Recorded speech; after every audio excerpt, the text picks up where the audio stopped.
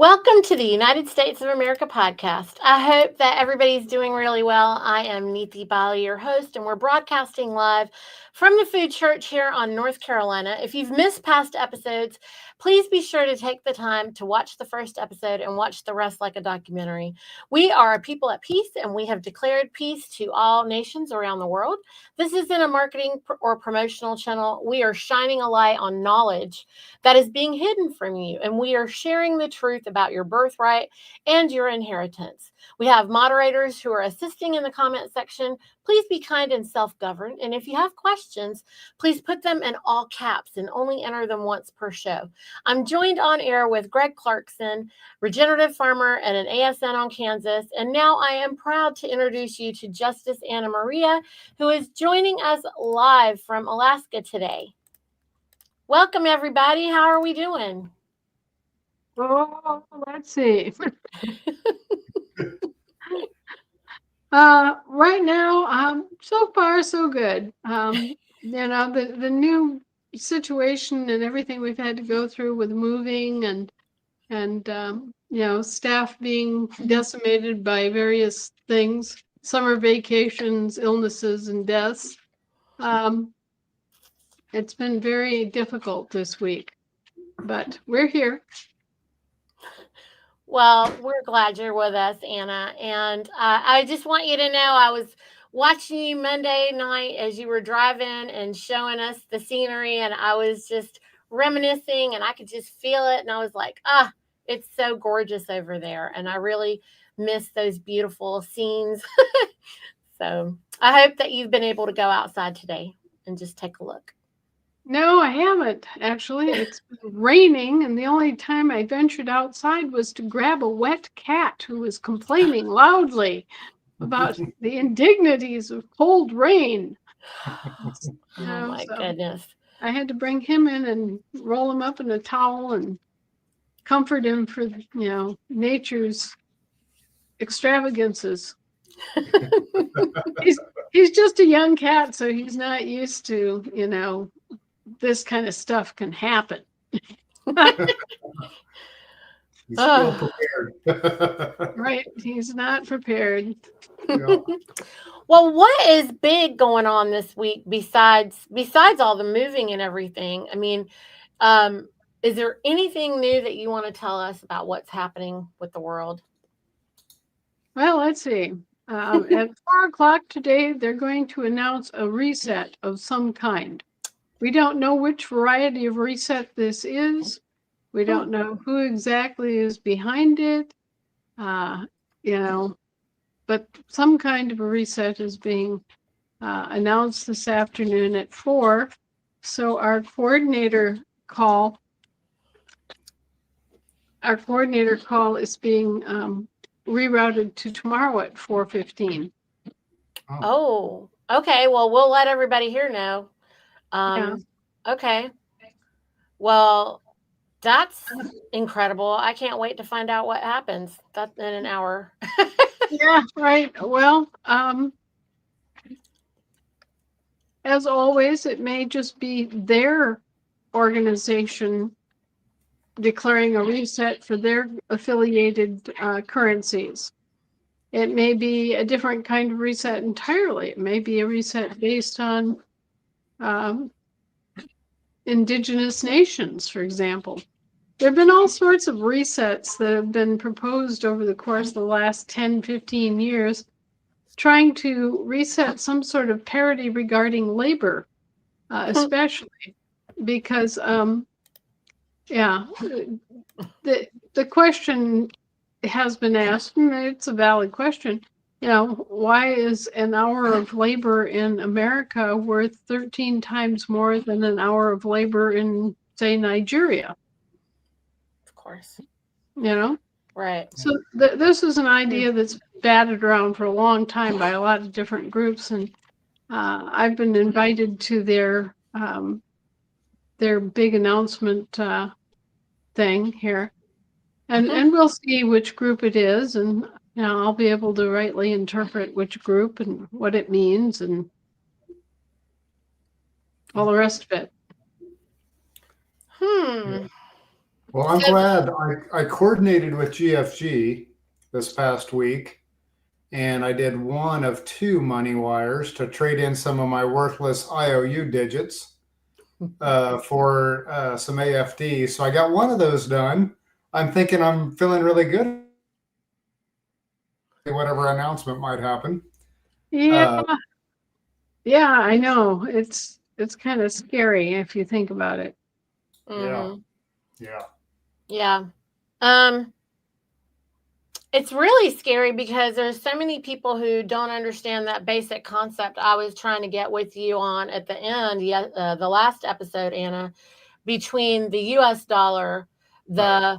the Federal Reserve note, because people do not comprehend the difference right there. Maybe we should explain that a little bit more. Well, that's what I was going to say. You were talking about the value of or the amount of wage. Hmm. So our wage in the United States, we're getting paid FRNs, Right. and then when we buy a house, we're buying a house with FRNs. Hmm. But if we go outside of the United States, I bought a piece of equipment last year from South Africa, as an example. Right. Well, somewhere along the way, that had to be exchanged over to USD or gold. I don't know. I mean, it was sort of transparent to me, but my comprehension would be that would have had to have been exchanged over somewhere to USD so the South African company could be paid. Is Right. that Right. correct? So, can you talk about that, Anna? Because you know what we don't know is that petrodollar, that they didn't renew the contract on the petro part of it, the dollar, Right. that was actually holding an asset, backing it for until at least last September or October or something. And then I think that was when they didn't renew the contract. And so, like, can you maybe explain what does that mean? But like our fiat currency was a petrodollar, maybe not, maybe unlike a lot of other people's fiat currencies. And then we also had the silver dollar, which was constantly keeping up the US dollar value. But we know there's not enough silver for all this fake paper. So, what does that mean? I mean, really, what does it mean for us? Because, um, you know, I wanted to try to explain it a little bit better to folks when they're asking. And I don't know that we really were able to break that down properly last week. Probably not. Well, it's a complex subject. There are different kinds of money that are used in different jurisdictions. Obviously, silver is used on the land and soil, and other kinds of currencies are used at sea and in the air in the commercial jurisdiction. So, it's a fair question. I just don't know how anybody would, I suppose, make use of the information day to day in considering what we're going into. Right. We'll have a better idea after tonight what's going on their side of Mhm. the road, and we're still in our lane. So Maybe we can talk a little bit about what it has been, because I don't think anybody knows. Just like what Greg was saying, like when they converted it for him to buy that piece of equipment, it's all of this corporate compartmentalization that is so painful. And, the more that we study this corporatocracy, I don't know how many people are really getting it. I try to say it every week a little bit more about, it's the lie. It's just not true. And, they're walking in these constant it's the spells and incantations because of the symbols that they're using. And you say, not just you, but you know we know that it is um, um, a my mind just went completely blank. Like, I'm trying to say the syntax, but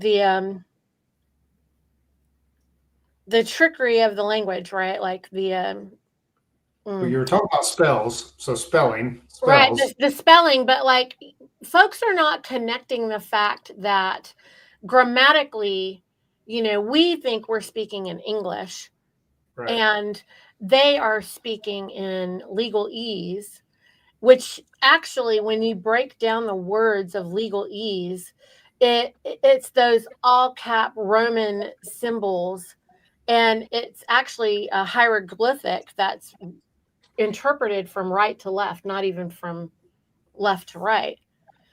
And I don't think most people really, I mean, I know some people are studying it, some people are talking about it, but it's like less than even, like, we're only the 1% of the 1% of the 1%, and that's even less of the 1% that is familiar with that. I don't know. It's interesting. I was thinking about it when I did get that piece of equipment. The bank handled the exchange, but then there's also the customs and all this other stuff involved, and they railroad you into commerce, whether you want to or not. They railroad you into commerce, and that's where I'm looking forward to the GFG going live, because if I want to buy a piece of equipment from South Africa, why can't I just pay gold? And it is international. It'd be international trade. I would assume in that case, so I could do gold physical asset for traded for that good or service. In this case, it would be a good. So, but the way it stands, they force you to see. And what I mean by that is the customs paperwork. You have to fill it out, and you have to be either an LLC, you have to be incorporated, or a sole proprietor. It's a semantic deceit. That's what I was trying to say. There you go. The semantic deceit. And yes, they do. They railroad you into commerce because, they only can operate in that in commerce. They can't operate in trade. Yeah. Or are we wrong about that, Anna? I mean, I don't think the fictions can operate in trade, right? Well, they're not supposed to. Let's put it that way. It's outside the traditional meaning of them to be dealing in any form of asset-backed currency. And you said that all crimes are corporate in nature. So that's this is what we're talking about, right? I think she's getting some late-breaking information, so. I know. I can't tell if she's frozen or she's getting late-breaking information. No, it looks like she's getting late-breaking information. No, I'm thinking about all of these different kinds of currencies. Asset-backed currencies are the realm of international trade. We always trade in gold or silver, or at least in some commodity when it's international trade. The realm of commerce trades in commercial paper, stocks, bonds, debentures, insurances, all that sort of stuff. Okay? So they're two worlds and they're meant to be separate. So I was just looking up, Niti, I'm going to send this to you. I don't know exactly how, so I'll send it on our messaging app. But GFG had some really good information, through the various emails they've sent out over the last number of months. And one I like is they had where they enumerated out effectively the four banks: the Global Family International Trade Bank, the Global Family Commercial Bank, the Global Family Bank of Commerce, and then our prosperity unions. And really, they distinguished, what each of those were doing and how they interacted. So, for example, the Bank of Commerce offers service under American Admiralty law for those who conduct business at sea. And then the commercial bank is commercial fiat accounts in the land jurisdiction under land law. No funny accounting, no bail-ins, no bailouts. But I really found that to be beneficial. And I can forward these emails if folks don't have them anymore. But then they also had where they talked about FRNs are not USD. And they discuss this, Niti, in there, kind of basically laying out what is an FRN. It's domestic, to pay for goods and, it's paid from goods and services and labor, and it's fiat money, but it's domestic. And the real USD is international currency that is backed by silver. There you go. I just have always found these to be helpful, what was included in those emails. Maybe this helps better. I don't know. I have both of them, and I can pull either one up if you want to speak specifically about it. But Anna, this one interesting. This one helped me kind of wrap my head around, I guess, what Anna's been saying about trade versus commerce, and why we have, like I think you've said many times, there isn't just a bank. There's levels or different banks depending on what you're doing. And this really helped me wrap my head around it. Yeah. I mean, with that, Anna, can I add a different kind of question with it? Because you said that the commercial papers are like the stocks and the bonds, et cetera, commercially. That's fascinating too that you mention it, because one of the assembly members wanted to know, what is our interface? Is there an interface between us on the trading level as living men with those stocks? Because he's thinking about his investments, and we were talking about how you were saying like commodity rigging is fraud. And so doesn't that kind of just mean stocks are fraud? I mean, sorry, I'm just kind of adding more to this fire here that we've started. Well, a lot of people are having trouble because they're invested in the stock market. And let me say that, at least in my opinion, you shouldn't be in the stock market now unless you have billions to play with and potentially lose. Wow. Okay. The only ones left should be really, really big boys that are just, speculating on ups and downs and day trading, stuff like that. The stock market is highly leveraged, highly overvalued, highly manipulated, and highly collusive. So, they are trying to wring the last dregs out of it before they collapse it, as they did in 1929. And whether it's, whether the currency is undermined by inflation or deflation is really less important than the fact that it's undermined. And when whatever the currency is, whether it's commercial paper in a commercial system or an asset-backed, commodity-backed form of money in the asset-backed system, the result's the same. You've got a collapse. And the only thing really special about this particular case and time is that we could be looking at a double collapse. We could be looking at a collapse of both the asset-backed system and the credit-backed system, and all due to the same cause: bad bookkeeping and lack of diligence in maintaining the system, keeping it, reasonably current and stable. They have failed their job 10,000 times over with what they've done with the currencies. It isn't that all these currencies couldn't work, but they haven't been honest with their bookkeeping. And so when the bookkeeping comes out, you see that, oh, well, they haven't balanced the books in 100 years. Hello? What kind of a business can get away with that? Yeah. It's interesting. Oh, sorry, Hannah. Go ahead. Well, and you find out other real interesting facts, like the amount of gold that's available in the world is vastly more than anything we've ever been led to believe. And then you find out that they've played all sorts of wretched games like creating generation skipping trusts on Caribbean islands and, naming these things after us and using them for money laundering purposes.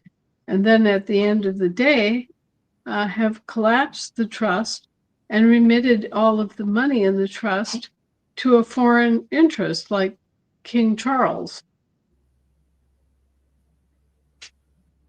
Yeah.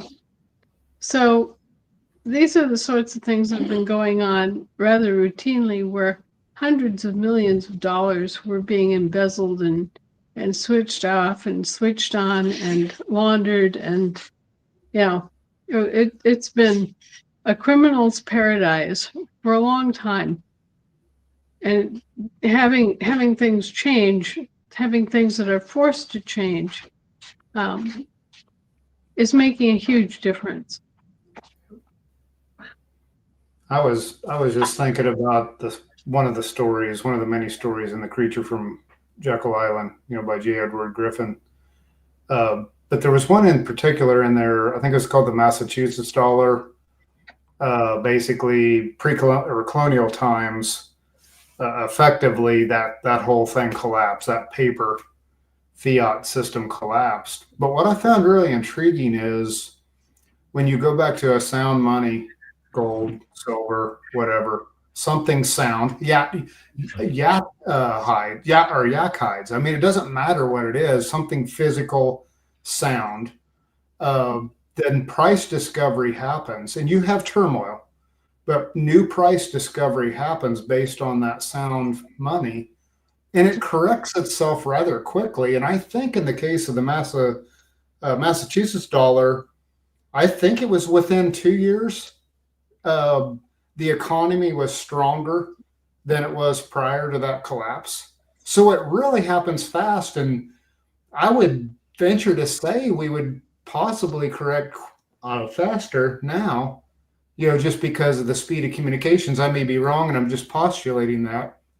But it was really interesting. And there's multiple stories in there. When you go back to sound money, you have a period of price discovery, but everything really levels out pretty quickly.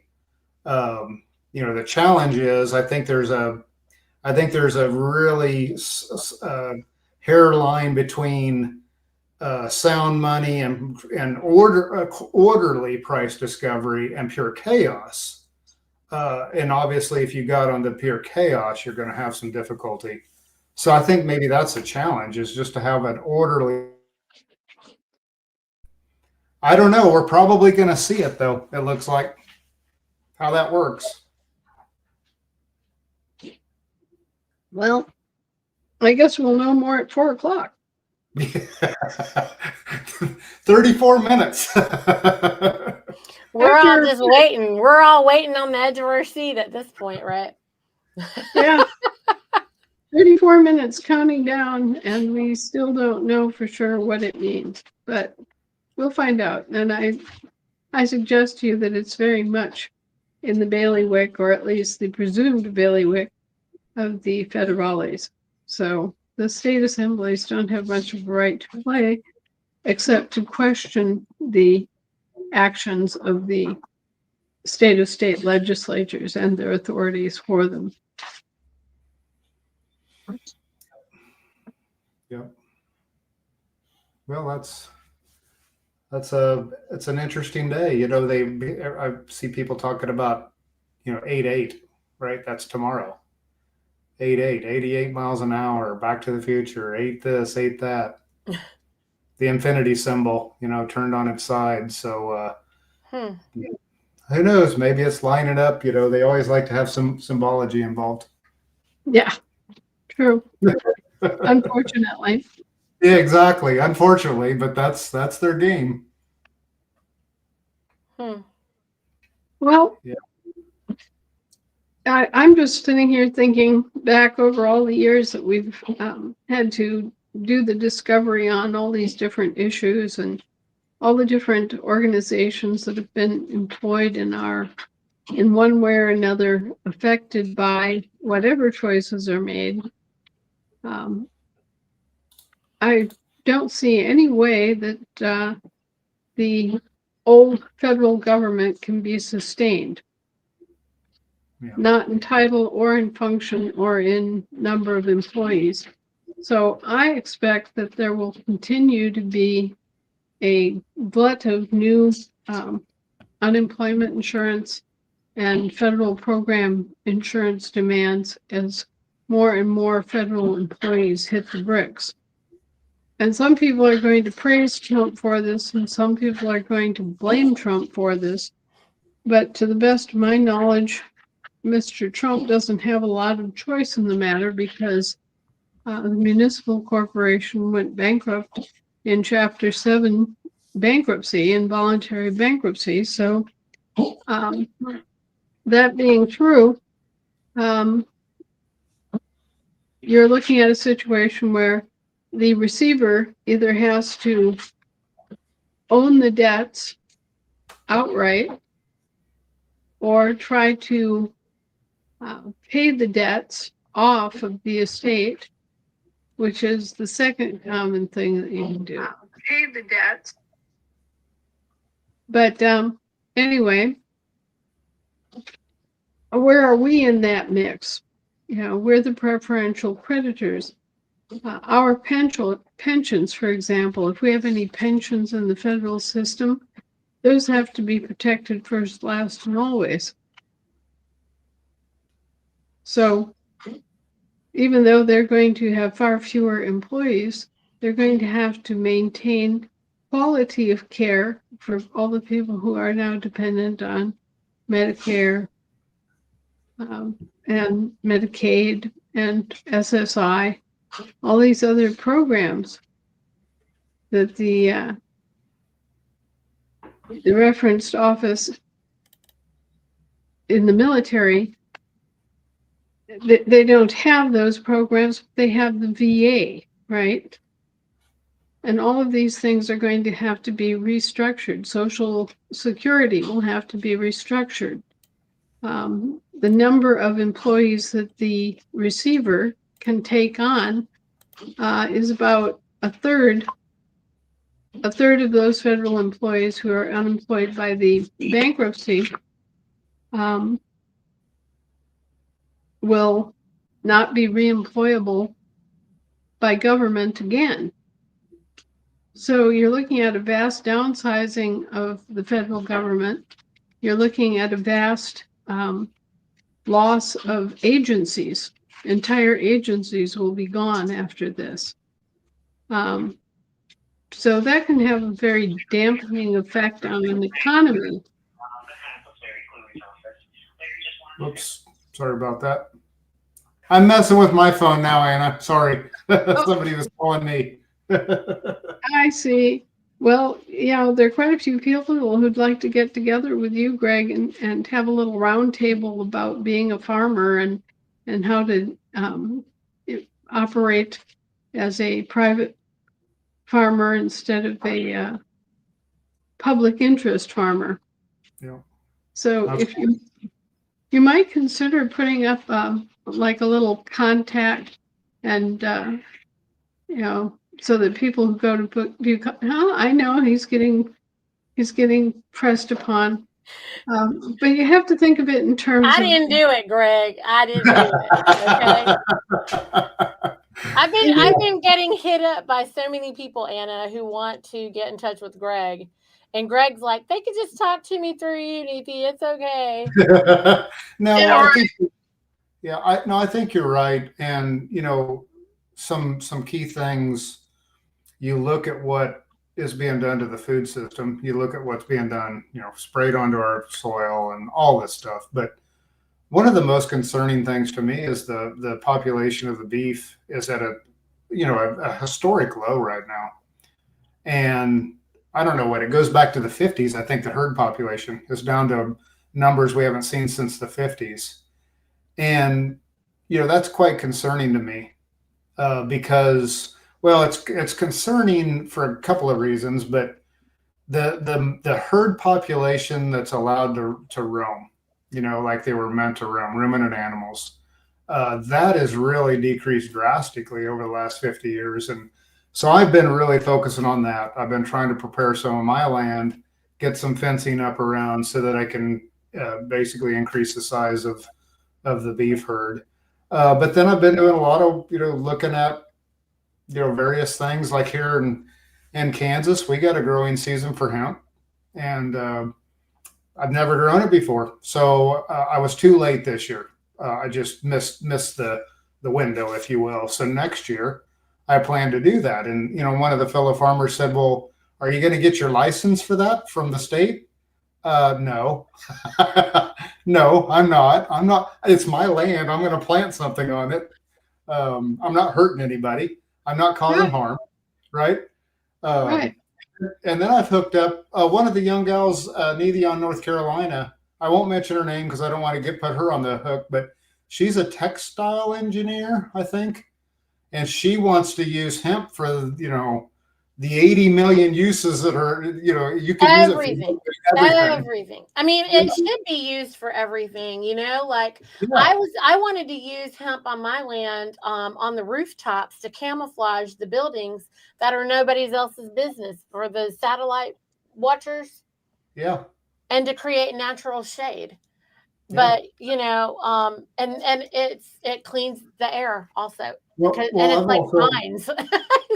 I've been doing some reading, and it's a little bit of a process, but effectively, I mean, it's carbon based. See, effectively, you can create a sort of like a graphene like structure from the fibers, and graphene has capacitive effects. So, could we have a hemp battery? I'll just say in simple terms. Yeah. I don't know, but boy, that would be really neat if we could. It'd be more of a capacitor, but it would store energy. That's the key. Mm-hmm.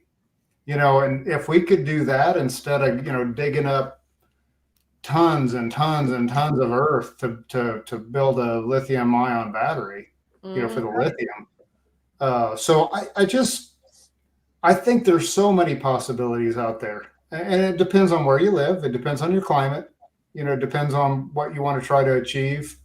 But yeah, I think we need to get those discussions started. And is this true, Anna? That I don't know. I think once people get the foundations reset and in their brains, and okay, so we have money, and here's how much money we have, and it's good, reliable money that we can depend upon. We don't have to worry about it vaporizing, and all these other issues get resolved. Mm-hmm. Then we'll get through the inheritor phase of it, where everybody readjusts to the idea of being an inheritor of these countries and lands, and having a public and private interest in what goes on in their country. Then they'll have to have a little education as to how to manage their new environs. Mm-hmm. But, once we get some of these things kind of put to bed and have a general public understanding of them, I think there will be an explosion of different kinds of projects and businesses that we don't have now. Yep. Absolutely. We had this conversation this weekend. We had our, in the flesh outreach this weekend, Anna, and we were discussing what we think it is that we're supposed to be doing. Okay. Because a lot of the folks that came this time have been coming for several months.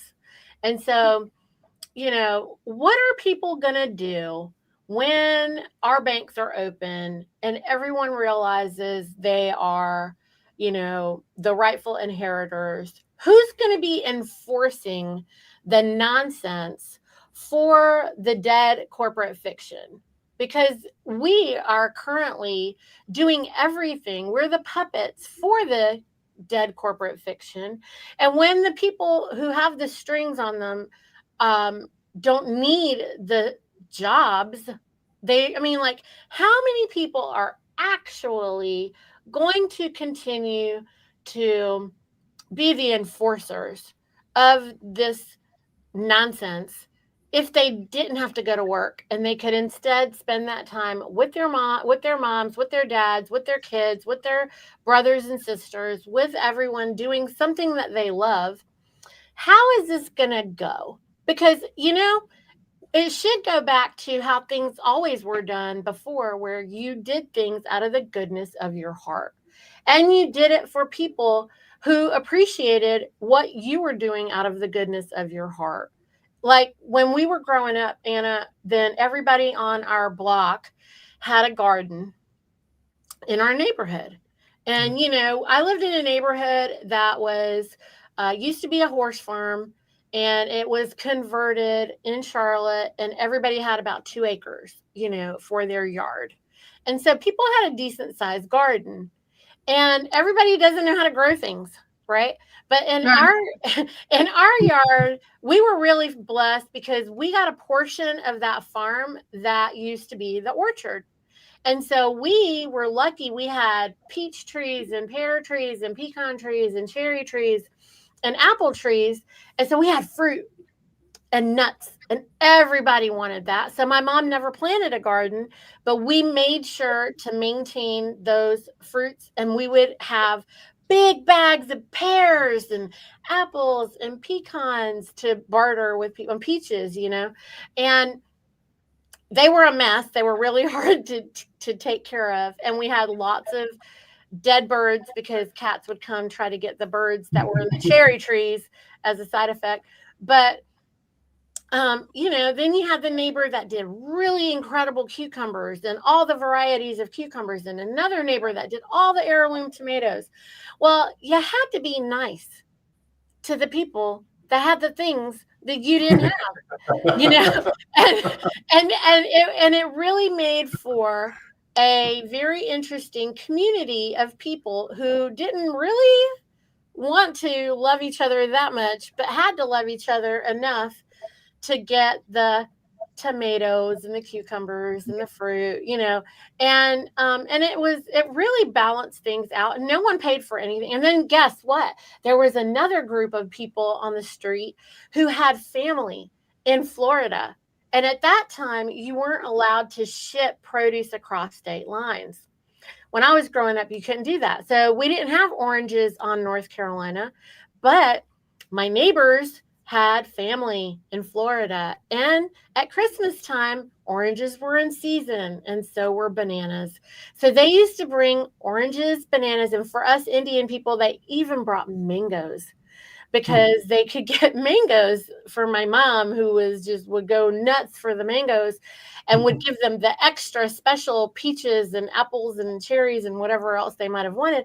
And so we had this fantastic trading, bartering system where we were all caring for each other. And we knew, I remember my mom would say, make sure so-and-so's bag of peaches is just this way. And just, some people wanted the harder peaches and some people wanted the softer peaches. And some people wanted the thirds because they were jamming them up or whatever they were doing. And so we had to sort the bags for the different neighbors. And, I really look forward to something like that. But we were kind of daydreaming about that here. And we were praising you, Anna, because we were like, well, Anna's teaching us how the government was. But I think what we're supposed to do is try to know how it goes and then try to get to that point. But if we're just unbinding ourselves so that we can just get to the moment where when the banks are open, do we really want a government? Because if we're going to self-govern, we're not trying to control the minds of anyone again, right? Right. I was thinking when you started that, Niti, you were talking about effectively, I'll just summarize, what's going to happen with the old system. And my response was, I don't care. I'm not looking back. I'm looking forward. I don't care. I mean, yeah, obviously there are things that the role of the federation and the state, for international trade, and I get that, but in effect, I really don't care, because what I'm more focused on is how to utilize the land, how to do exactly like what you're describing there. I wonder how many people hate their jobs right now. I wonder what the percentage is. I bet it's really high. I mean, I really hope that all the policy officers hate their job. Yeah, yeah. And the judges and all of these other people that we don't want to have it. I mean, we don't want that. So we don't need it. And if we're not dealing in their banking system, yep. But you know, so people will be able to get back to being creative and having a sense of satisfaction, you know, and I mean, it's really, I think, what we're meant to have. So, you know, and to me, you were talking about the money side of it, Anna, when, you know, when we flip over or when we migrate over, whatever it is, if it's a switch flip, or if it's a overtime, you know, whatever it is, we got to figure out the money. But to me, more importantly, we got to figure out where are we going to eat and who's going to be producing it. And how do, you know, I don't want to ship anything I produce here clear across the country. I don't think it should be that way. I think we should eat, you know, seasonally and regionally, you know, and get back to that mode. And like you said, Niti, maybe for that special occasion, you get the whatever from California or the whatever from North Carolina to Kansas, but not day in and day out. No. You know, I mean, I think that the people are there, the farmers are there ready to rise. They are there ready to rise.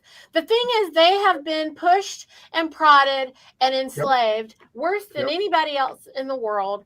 And no one knows all the millions and millions of dollars of debt that they carry. They don't have a way out right now. But when all this nonsense, I mean, I'm just going to call it the bullshit that it is, right? When it's over with, they can finally not grow the stupid soybeans that they don't even want. They can finally stop growing the GMO corn that they don't even want. And all of this other trash. Well, another thing that they've had to do, you know, there's less and less number of farmers. And so the ones that are still going have to take on more and more land, you know. Or they can teach, or the people that are coming out. I'm saying now that the current situation is forcing them to do that. Yes. So everybody talks about, you know, we got to grow these things that are hybridized to get better yield. We got to feed the world, blah, blah, blah, blah. That's BS. That's complete BS. There's so much wasted soil out there right now that, you know, those farmers, if they were allowed to focus on growing something healthy and regional for the people around them, they don't need to farm 4,000 acres anymore. They could literally probably farm 100 acres or 150 acres. And when you go from 4,000 or 5,000 acres to 100 or 150 acres, your equipment costs go down. You know, the people that get hurt are John Deere and Case IH and these ones that are creating these huge machines. They're going to be hurting, and I don't care. That's not my concern about them. But guess what? All these policy officers, all the fire, you know, all these people will be home now. You know, firefighters, we still want them. We still, you know, appreciate them. We still need some immediate emergency medical. I bet you we'll start having more allopathic. We will have less allopathic. We'll have all the allopathic bone surgeons, the ones that put all the bones and things together and, you know, help with that sort of thing. But I bet you that we will have, you know, a lot more Ayurveda and any kind of homeopathy and all these, you know, methylene blue is going to be everywhere. And, you know, they're going to finally start having things out there that everybody can really, really use.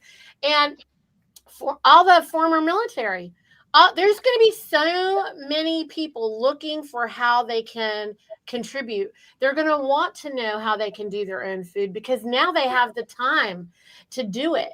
And, you know, all of the regenerative folks are just not going to have enough time in their life.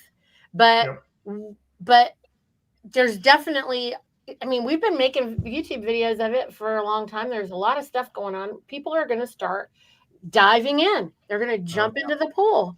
The homesteading. Yeah. It's going to be awesome. It's going to be great. And everybody isn't going to want to do the food. There's somebody on here who was saying something about the carpenters don't have a way out. Well, they could like to do something else. I don't know. Most Well, carpenters I know love what they're doing. I don't if you know. go back to the book of Genesis, you see that man was placed on this planet to be a caretaker. Yep. And there are Yeah. lots of ways of being a caretaker. I mean, you might be an orchardist, you might be a forester, you might be into game management, you might be into fisheries management, you might be into water resource conservation, you might be into, growing native plants, you might be into medicinal plants and gardens, you might be into apiaries and bees. I mean, there are lots and lots of things that we can be called upon in a personal capacity, not just as for scale farming. I personally think that everybody has this innate um, seed or drive in their soul somewhere to nurture and to build and to do something worthwhile with their life. And so I think that when we don't have that, when we are unaware of what that is, that kind of empty space inside, you have cities that are soulless, and you have people that are lacking compassion because they've never discovered their caretaker. They've never discovered what they can do as a caretaker. And that's something that needs to be encouraged in children at an early age so that they take charge and responsibility for their world. And we haven't been doing that. We haven't been doing that in the schools. I got a perfect story for you. And on that line, on those lines, that's one of the downsides of monocropping is it's hit our wildlife hard, very hard.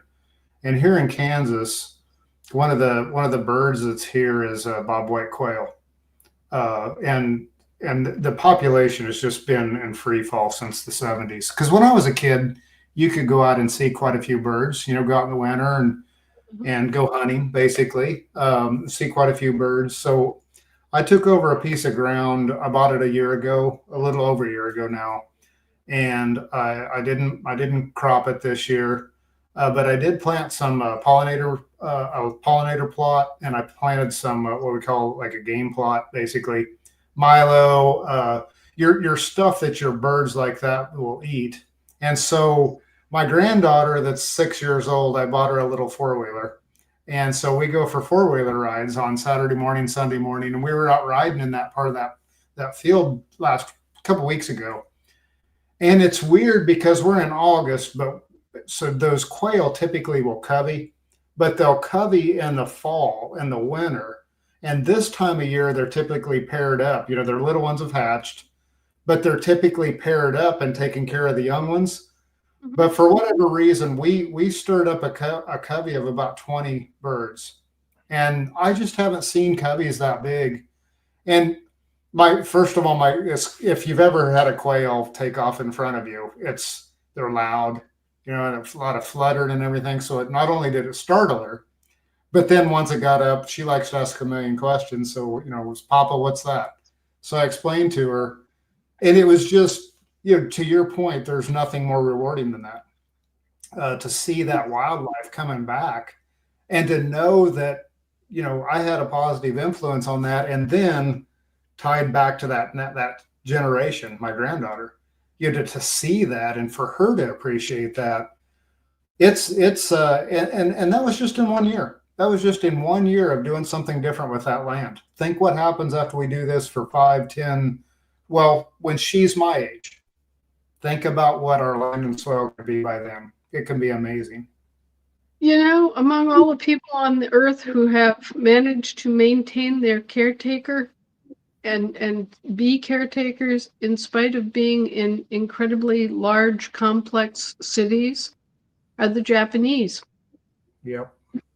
The Japanese have managed to maintain that spark of the soul of being a caretaker in the midst of an intensely urban environment. And, I think we should study what they've learned and what they've done to maintain their caretaker self in the midst of this, steel and stone environment. because they have found all sorts of different ways of expressing that caretaker, that nurturer, in an urban environment. And we need to bring that into our cities. Yeah, We do. need to make that available to everybody so that their soul is not stunted and they're not empty and they're not feeling disconnected and alienated. Yeah.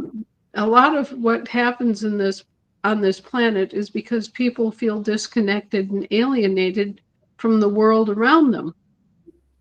And, if they're connected again and they have a means of expression or connection, then they will be healthier emotionally and mentally and in all ways. So we should be aiming at that. Also, there are lots of studies that have shown that being part of a community and feeling part of a group and being accepted in your group is fundamental to human happiness. Yeah, it's peaceful. So, yeah. Well, yeah, and you have your place and you're happy in it, That's right. This is important to us as beings, as a species, and Well, yet we try to ignore that. Yeah, I think it's knowing that somebody has your back in case you're having a bad day, or you have somebody else's back when they have a bad day, and that all the pressure of the world doesn't need to be on you 24/7 every second of the day. We all have good days and we all have bad days. It's just that simple. Right. And knowing you have people there to back you up is such a relief, and yeah, so many people miss that now. And so they feel that pressure, or they just get to the point they become numb, like you said, just completely numb to it. Well, there's sharing to be had, there's a give and a take, there's something to be said for people knowing when your birthday is. There's something to be said for, just last night I took Harold out to dinner for the first time since he moved, and a young family went out the door in front of us, and two boys about 7, maybe 8 years old, not very old at all. They got there and they held the doors open for his wheelchair. Oh, wow. And they were just, I'm thinking, well, what do you know? Chivalry isn't dead. There are still parents that teach their children to be helpful and to be polite. And so we need more of that. We need that modeling of community caring and nurturance of the planet, and of connectedness, and of hobbies and skills that bring people into contact with that.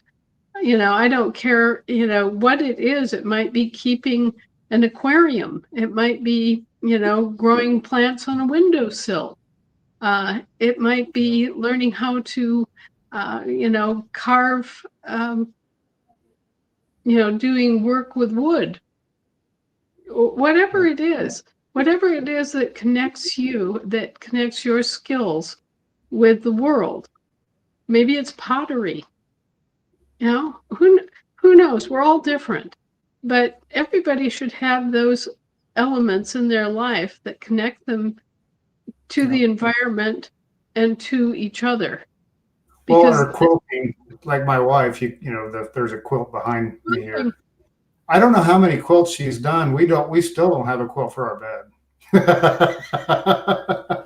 You're not gonna get a quilt, okay? Because she's gonna give them all away. Everybody else needs one before we do, and and I don't. I mean, I'm not complaining. I get it. That's like the plumber whose toilet is clogged and the carpenter whose roof leaks. That's exactly it. Yep, that's right. Too busy taking care of everybody else.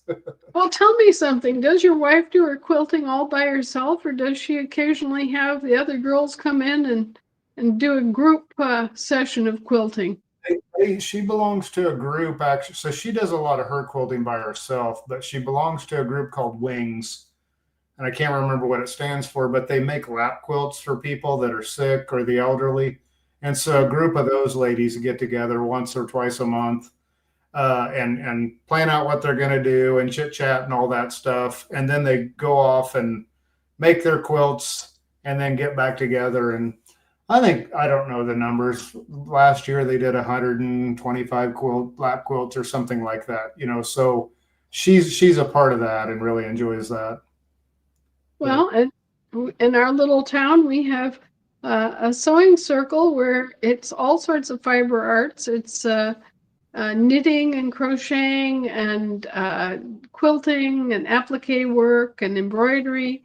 And all these different women come together every Friday and they teach each other and they show their latest projects and share insights into materials. And it's really an amazing group. And it's a really good community thing for these gals to get together with other fiber artists and practitioners in the community, you know. Our 19-year-old niece actually was here today. She just out of the blue said, you know, Aunt Pam, my wife's name's Pamela. She said, Aunt Pam, I want to make a quilt. Yeah. So they were here cutting, you know, getting all the pieces cut and all that. So it was just on her own. She just decided, hey, I want to learn how to make a quilt. So it was really, really fun. Well, and you pass those skills on, and at the time you're doing it, you hardly think of it. But then, you know, when you get to be my age and you look back and you realize, hey, I taught my daughter how to make an apple pie, and now she's teaching her daughter to make an apple pie. Really neat, isn't it? Yeah. Yeah, that's really neat.